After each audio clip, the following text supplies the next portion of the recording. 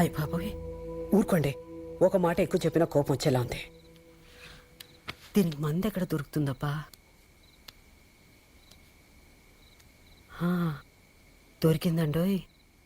ఏమండి, అటు చూడండి. ఆ ఫోటోలో హనుమంతుడు ఎక్కడున్నాడు? రాముల వారి పాదాల దగ్గర. అంత మాత్రాన హనుమంతుడు పూజలు చేయడం మానేసావా? గుళ్ళు కట్టడం మానేసావా? అందరినీ ఆయన దేవుడి కిందే కొలుస్తున్నారుగా. చూడండి, మీరెప్పుడు హనుమంతుడే, ఆయన ఎప్పుడు శ్రీరామచంద్రుడే. ఏంటి, ఎక్కలేదా? పోనీ ఒక పని చేద్దామా? మన అమ్మాయిని వాళ్ళ అబ్బాయికి ఇచ్చేసేద్దాం. అప్పుడు అంతా మందే, అంతా మన అమ్మాయిదే. అలా అనుకున్నా ఈ బుర్రలో ఇరుక్కున్నవన్నీ పోతాయి. ఏమంటారు? సరేనా?